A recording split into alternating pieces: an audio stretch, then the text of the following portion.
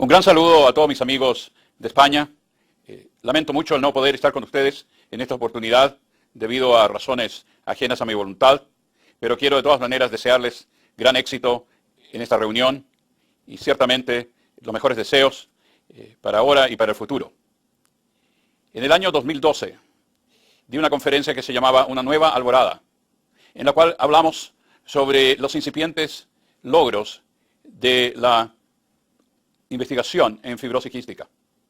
2 años más tarde decidí que ya había que cambiar el título, obviamente, y el título fue En ruta hacia la cura, para así reflejar el hecho que ya los logros iniciales ya se estaban empezando a consolidar y medicamentos ya estaban en la etapa de manufactura y en su farmacia local.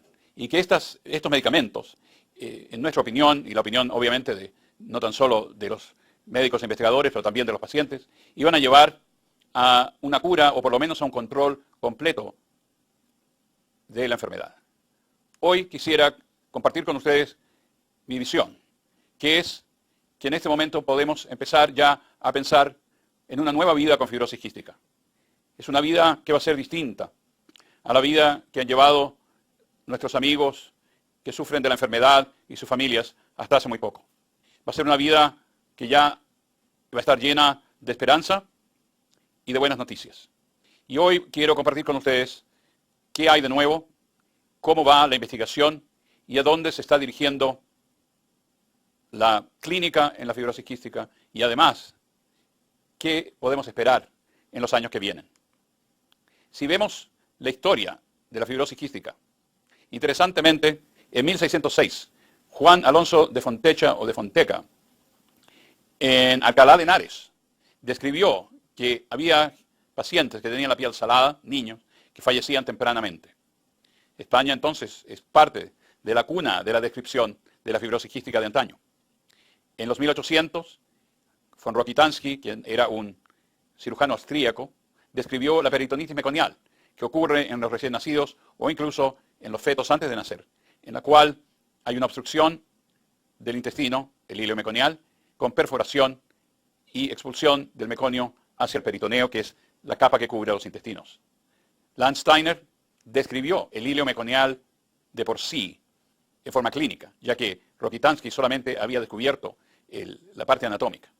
Llevó hasta 1937 y 38, en los cuales Guido Fanconi en Europa y Dorothy Anderson en los Estados Unidos describieron en forma ya más acabada la enfermedad de por sí. Fanconi llamándola mucoviscidosis y Anderson llamándola fibrosis quística del páncreas, porque el páncreas tenía quistes y estos estaban asociados con enfermedad pulmonar y otros aspectos. Esa es lo que llamamos la etapa de descripción de la enfermedad. Las etapas clínicas siguieron progresando y ya empezamos a ver la etapa antibiótica en los años 40, en los cuales antibióticos orales, inhalados e intravenosos se empezaron a usar para el tratamiento de esta enfermedad. La descripción de síntomas secundarios, como la artritis, la vasculitis de la piel y otras, empezaron a emerger en los años 60, 70 y 80. Ya en los años 70 empezamos a ver que habían problemas de resistencia bacteriana serios, como ser la Burkholderia cepacia. Y estos ya fueron descritos por varios autores, incluyendo nosotros, a los fines del año 70 y los años 80 y 90. Con el advenimiento de las enzimas pancreáticas recubiertas, la nutrición en la fibrosis quística mejoró bastante y se le dio mucho más realce a la nutrición como una variable aislada en el pronóstico de la enfermedad, lo cual llevó a que nuestra población de pacientes estuviera mejor nutrida y, por ende, tuviera un mejor pronóstico, ya que la mala nutrición era de por sí un elemento pronóstico negativo en casos de malnutrición. Más adelante se empezó a estudiar la secreción respiratoria y cómo se mueve dentro del pulmón. Y hemos llegado al momento en que la fibrosis quística es una enfermedad casi del adulto, ya que hay más adultos que niños en este momento en el mundo. Y esto comenzó a verse en forma acelerada ya en los años 80, 90. El gen se descubrió y a partir de eso comenzaron los estudios de fisiopatología y de cómo la anormalidad genética se conectaba con la clínica. El trasplante pulmonar empezó a ocurrir ya hace más de 20 años y en este momento, como ustedes muy bien saben, ya que seguramente hay varios trasplantados en la audiencia o mirando este video. Ya en este momento el trasplante es, yo no diría rutina, pero ciertamente una de las opciones terapéuticas que han ayudado a prolongar la vida de mucha gente. La parte más quizás excitante es la corrección del defecto básico, ya que corrigiendo el defecto no tenemos que preocuparnos en teoría del resto. Y las drogas actuales van encaminadas, van guiadas hacia la corrección del defecto al nivel de la célula. Y esto es lo que va cambiando ahora nuevamente la fisonomía de la enfermedad y nos da la nueva etapa clínica de la fibrosis quística, que es la etapa de proyección al futuro. Para recordarnos, sabemos que todos nosotros tenemos lo que se llama un genotipo, que está dado por el ADN que está en los cromosomas. En la fibrosis quística hay dos mutaciones, una adquirida del padre y otra de la madre. Estas mutaciones llevan a determinar cuánta actividad de CFTR, que es la proteína que el gen produce, que es un canal de cloro, como ustedes bien saben. Estas mutaciones, como dije antes, determinan la actividad total. Pero esta actividad, además, es modificada en términos de lo que llamamos fenotipo, o cómo el paciente se presenta por el medio ambiente y por genes modificadores. ¿Qué quiere decir esto? Que dos personas con la misma mutación pueden tener características clínicas distintas, simplemente porque hay genes modificadores de la función clínica, de la fisonomía clínica. Genes muchos que no conocemos todavía, pero que se están estudiando, e incluso se están estudiando con el propósito de intervenir en forma terapéutica. Los progresos terapéuticos han sido muchos. Y acá yo les doy una lista de algunos. Por ejemplo, un progreso para corregir el defecto genético es el trasplante génico, y me voy a referir más tarde a él, porque hay muchas variables que modifican la eficacia de este tipo de terapéutica. La disfunción celular, obviamente, es lo que vamos a hablar más hoy día, que es la terapia de CFTR, como ustedes saben, el Orkambi, Galideco, etc. También han habido otros progresos terapéuticos anteriores, aquellos que cambian la característica del moco, como sea el pulmocime o la DNasa, que modifican el moco y lo hacen más líquido, drogas contra la inflamación, nuevos antibióticos, y para aquellos pacientes que han sufrido gran destrucción de tejido pulmonar y tienen hipertensión pulmonar, nuevas drogas antihipertensivas prolongan la sobrevida, pueden prolongar la sobrevida y además pueden postergar la necesidad de trasplante, que al fin viene siendo la única alternativa a un pulmón destruido. Vamos a hablar de ensayos clínicos. Y los ensayos clínicos tienen 4 fases. Esto lo hemos discutido antes, pero yo creo que es importante que lo entendamos nuevamente. La fase 1 o primera fase es la que se usa cuando, digamos, la nueva droga ha sido recién inventada o recién manufacturada. Y el grupo de personas en el cual se usa es pequeño y la meta es determinar una dosis segura e identificar efectos secundarios. Una vez que la fase 1 está completada, el nuevo ensayo clínico va a la fase 2, en la cual hay un grupo mayor de pacientes, en el cual se verifica la efectividad y se evalúa la seguridad de la droga para ver si hay efectos laterales que son indeseables o incompatibles con el uso.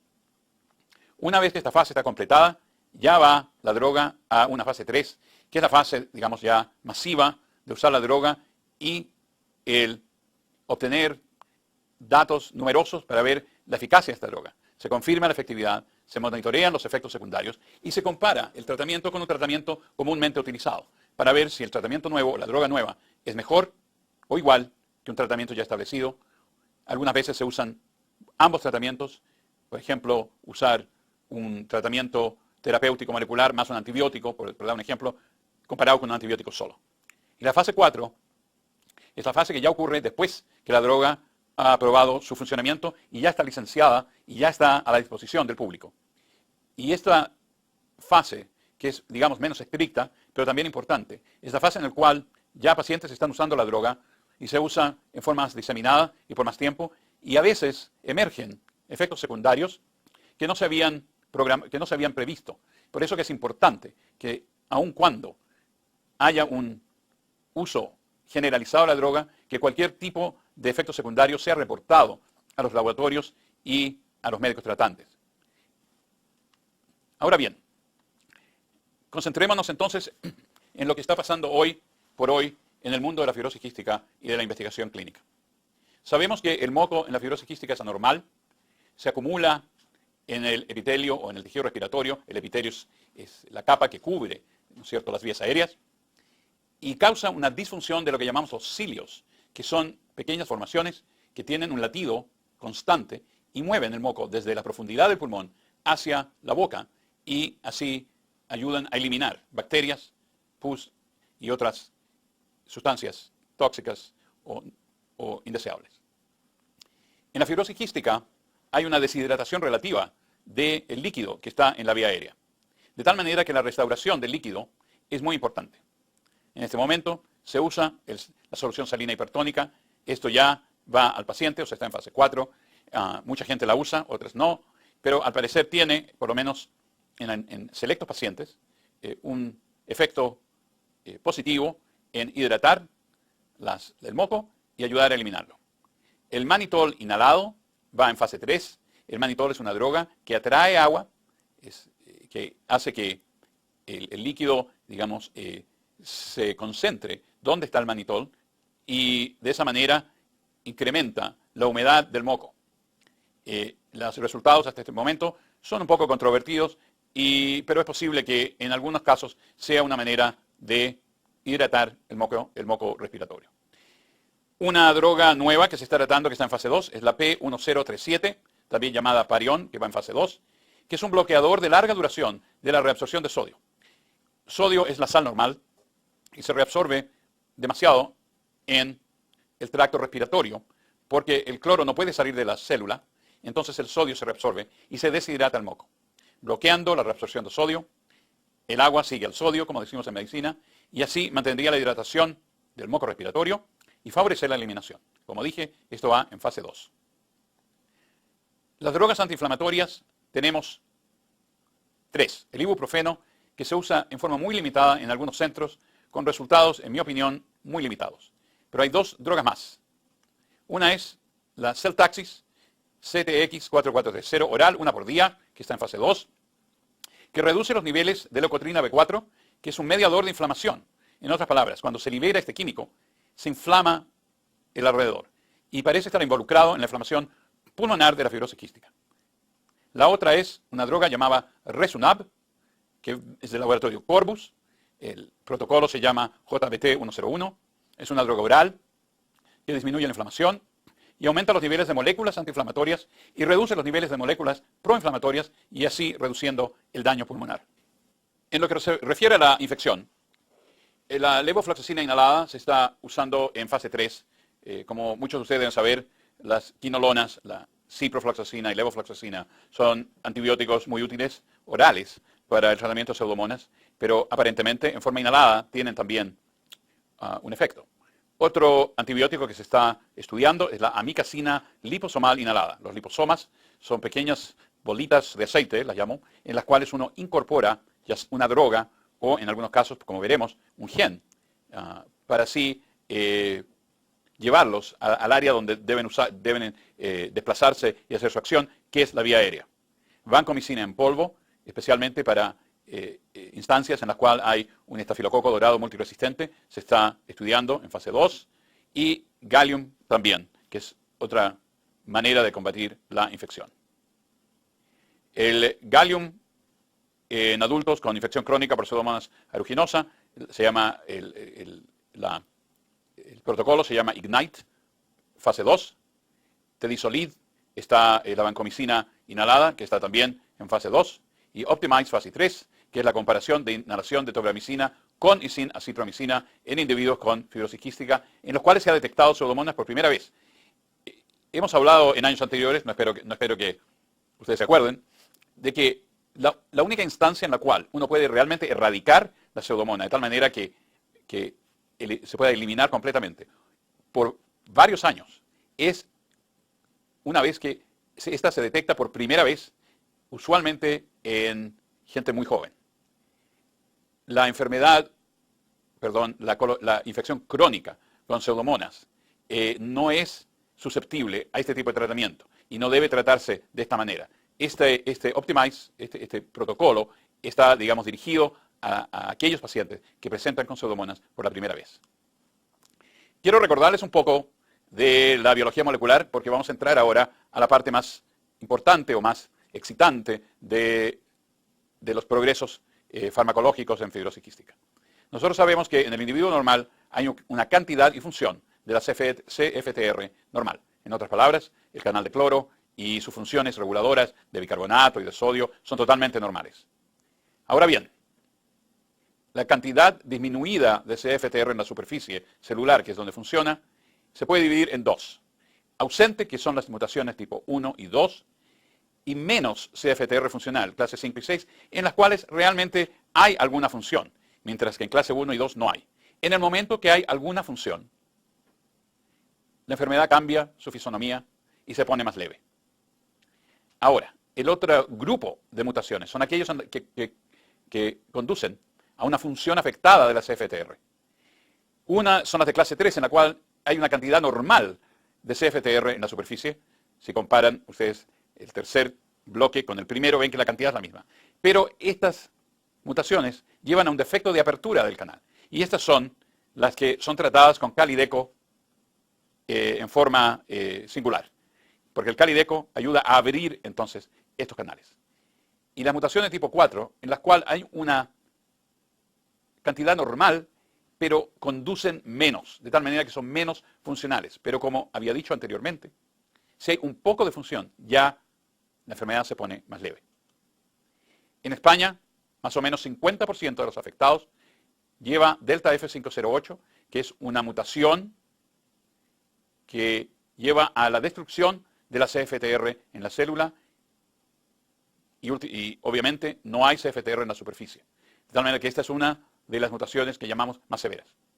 Interesantemente, si bien hay casi 2.000 mutaciones que se han descrito, aproximadamente 45 mutaciones solamente abarcan el 90% de las mutaciones en pacientes españoles. Entonces veamos las terapias específicas, lo que yo llamo la terapia celular o la terapia molecular. Y esto lo hemos estado hablando por los últimos 5 años.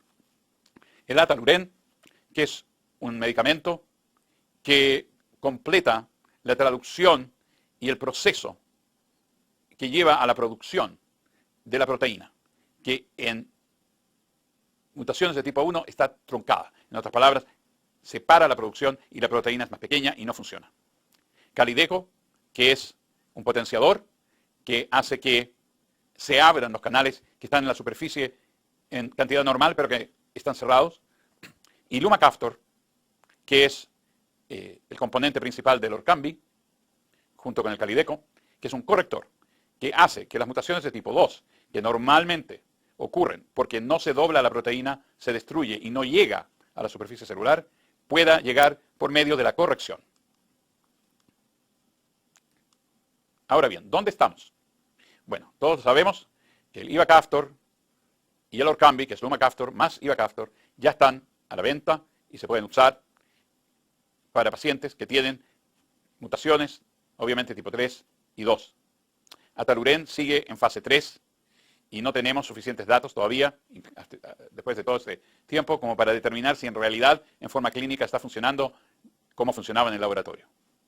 Uno de los nuevos medicamentos que se está ensayando es VX661, que es un nuevo medicamento del tipo de Lumacaftor, pero aparentemente más potente, con Ivacaftor. Y este va en fase 3 y hay un proyecto nuevo que lo voy a describir al final.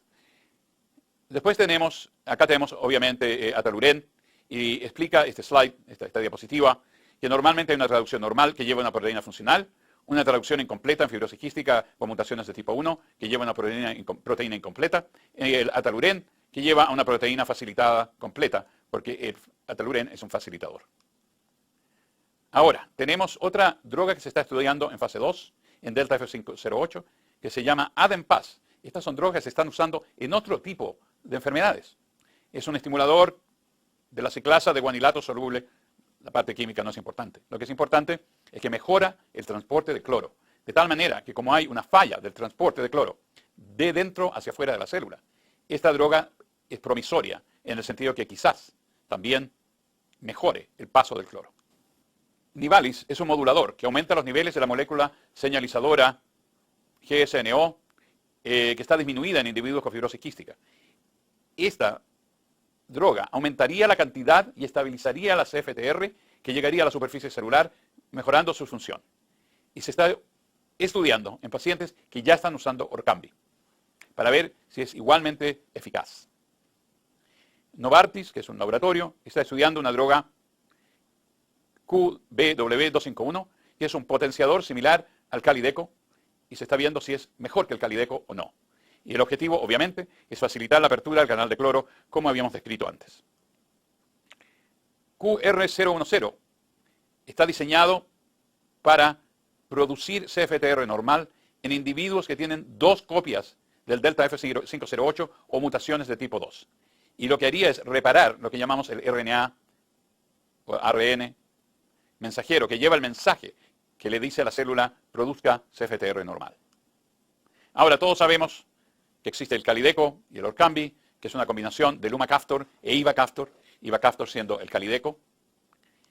Y sabemos que la razón por la cual en pacientes con mutaciones combinadas, en la cual hay una mutación de tipo 2, el corrector lleva a la producción de CFTR, pero esta no es de buena calidad. Esta CFTR no funciona bien, no se abre bien en la superficie celular. Por esa razón, los laboratorios que manufacturan Orkambi decidieron agregar el Ivacaftor o Lumacaftor para así haya más cantidad de CFTR y más calidad, en otras palabras, que funcione mejor. Este septiembre comenzarán 2 proyectos. Uno con una nueva droga que se llama VX152 en monoterapia y otra de combinación de VX152, VX661, que les dije que era una droga que se está ensayando porque puede que tenga más potencia que el Lumacaftor. Y estas 2 drogas que serían para mutaciones de tipo 2, sumadas al Ivacaftor, lo que se espera es que tengan más potencia, anden mejor y que ayuden a un número más grande de gente, ya que algunas personas que han tomado Orkambi no han visto los resultados deseados y esperados. Este estudio va a comenzar este otoño. Hablemos un poco de la terapia génica. Hace muchos años, como ven, hace más de 20 años, después del descubrimiento del gen, uno de los elementos importantes fue el crear modelos animales de fibrosis quística, para poder así estudiar no tan solo la fisiología, pero también los efectos de drogas. Y se creó, como dice ahí en el Wall Street Journal, que es uno de los periódicos financieros más leídos en el mundo, ratoncitos que tenían síntomas de fibrosis quística. En el intertanto, se han creado otros modelos animales, el mejor de los cuales es con cerdos.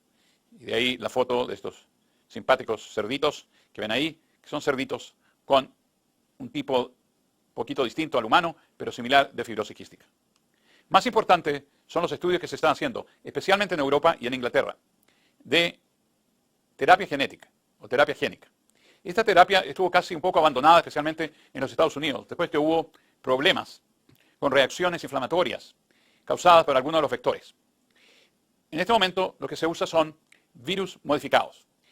En este diagrama uno ve que se clona el gen normal, que viene siendo CFTR normal, se inserta en un virus modificado, en este caso un adenovirus modificado, se administra por tubo o por aerosol, el virus entra a la vía aérea, entra al núcleo de la célula, se reproduce, el gen normal se inserta en el ADN de la célula y las nuevas células que se producen son células normales. Ese es el principio de la terapia génica.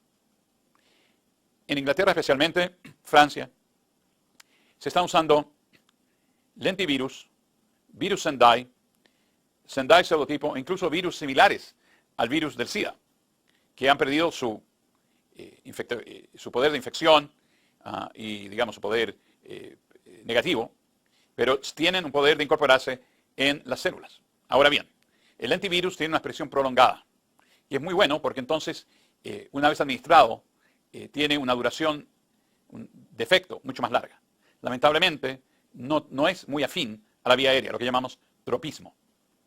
El virus Sendai, por otro lado, tiene alto tropismo, o sea que tiende a coalescer con la vía aérea muy bien, pero tiene una expresión limitada, tiende a decaer rápidamente la acción. Y después, el Sendai pseudotipo, que viene siendo quizás el vector mejor, que tiene una expresión prolongada y que también tiene una gran afinidad por la vía aérea. Estos se administran por aerosol y las partículas entonces caen dentro de la vía aérea, y este es un diagrama casi tridimensional para que entendamos cómo se maneja esto. Uno de los problemas que tiene la terapia génica es que la cubierta de la vía aérea, lo que llamamos el epitelio, y les llama la atención a esos pequeños filamentos que están en la parte de arriba, que son los cilios, que normalmente funcionan con un latido y que tienen un movimiento como látigo.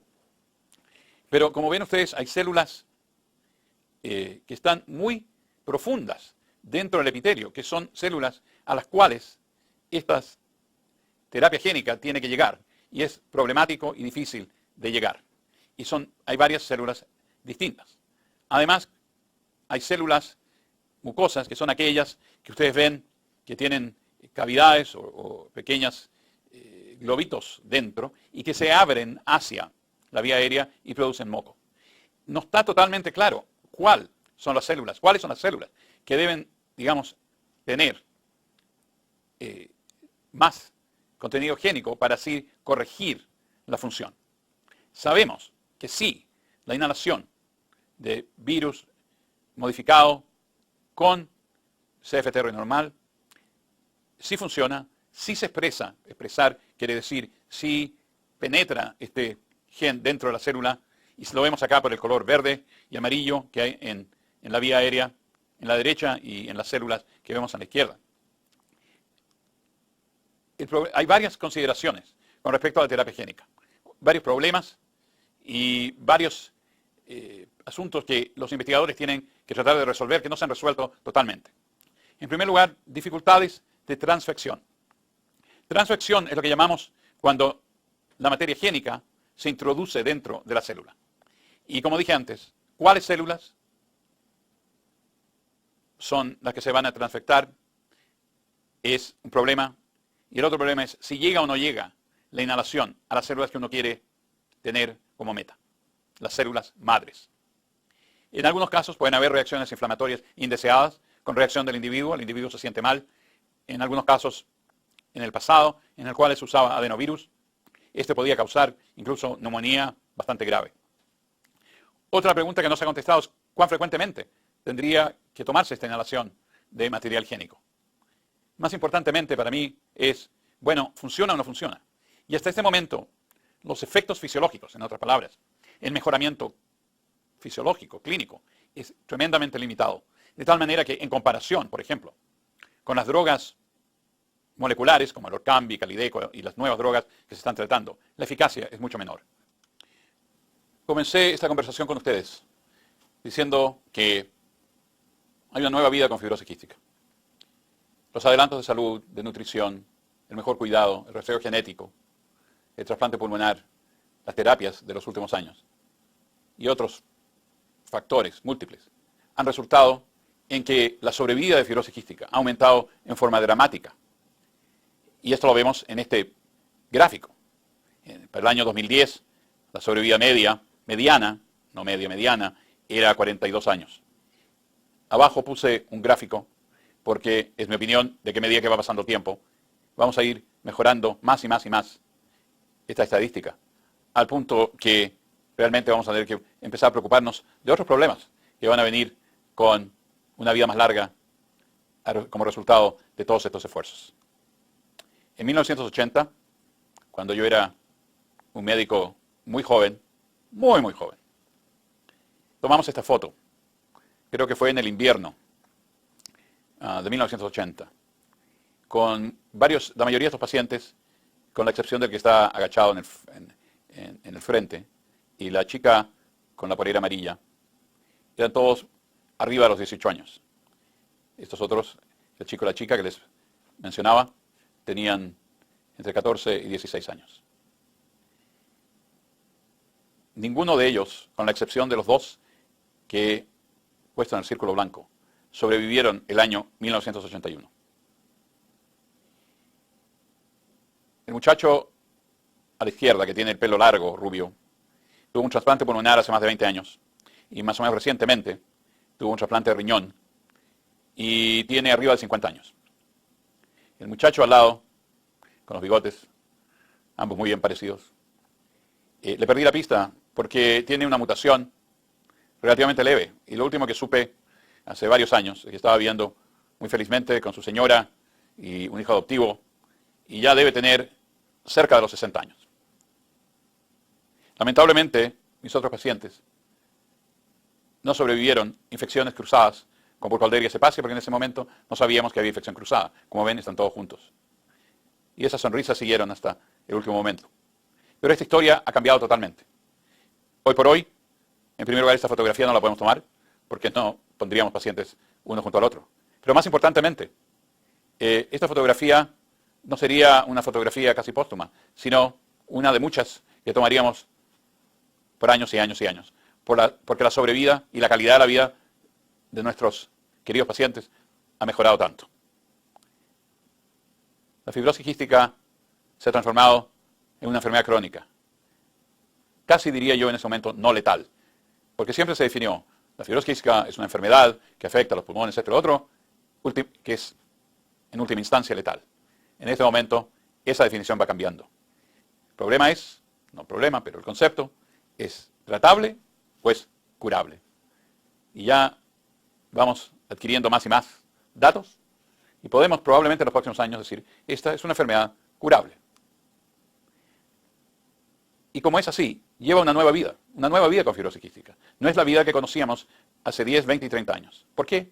Porque hay una sobrevida prolongada, de mejor calidad. Si bien vamos a tener más complicaciones secundarias a la edad y a la fibrosis quística, diabetes, que casi no veíamos antes, porque nuestros pacientes no vivían lo suficientemente largo tiempo como para que desarrollaran diabetes, pero es totalmente tratable. Pancreatitis, que ocurre en algunos casos. Cáncer, depresión, enfermedades coronarias, que son típicas de cualquier persona, ¿no es cierto?, de cualquier edad. Y la enfermedad coronaria y la enfermedad cáncer, por ejemplo, son todas enfermedades que ocurren en forma normal en la población normal y que van a ocurrir dentro de la fibrosis quística. Se me ocurre que quizás por mala absorción los pacientes con fibrosis quística van a tener menos enfermedad coronaria porque no van a tener colesterol muy alto. Van a haber más individuos trasplantados, de tal manera que va a haber una comunidad de adultos mucho más grande. Va a haber mucho mejor manejo del postoperatorio trasplante a medida que pasa el tiempo, con drogas que son menos tóxicas y en general los trasplantes tendrán mejor resultado con menos complicaciones a corto y a largo plazo. Veremos más y más medicamentos curativos y controladores nuevos, más potentes, más específicos, más efectivos, que van a atacar mecanismos diversos, quizás incluyendo los genes modificadores. Y sin duda alguna vamos a tener mejores drogas para las mutaciones así llamadas severas. Entonces, ¿a qué nos va a llevar la nueva vida con fibrosis quística? A individuos con mayor participación social, y vamos a tener millonarios con fibrosis quística, actores con fibrosis quística, artistas, pintores con fibrosis quística, que ya tenemos algunos, profesionales que ya tenemos, políticos con fibrosis quística, ni Dios lo quiera. No, políticos que obviamente van a tener van a ejercer una influencia positiva, espero, en la sociedad para que la sociedad se fije más y contribuya más a la salud de aquellos que tienen enfermedades crónicas. Vamos a ser delincuentes con fibrosis quística. Lamentablemente yo ya cuento con 2 pacientes que han estado en cárcel, uno que todavía está encarcelado y que como resultado se está tomando todos los medicamentos de tal manera que la fibrosis quística le anda mucho mejor. No estoy proponiendo obviamente que encarcelemos a los pacientes que no toman sus drogas. Van a haber más adultos obviamente con fibrosis quística, más adultos emparejados y más niños de padres con fibrosis quística, más heterocigotos. E importantemente, tenemos que proyectarnos a que vamos a tener fibrosis quística y vejez en forma concomitante. Estos son los nuevos heterocigotos, mis nietos con fibrosis quística, que han sido procreados en este caso por fertilización in vitro. En la izquierda, 3 niños, 2 son mellizos, obviamente.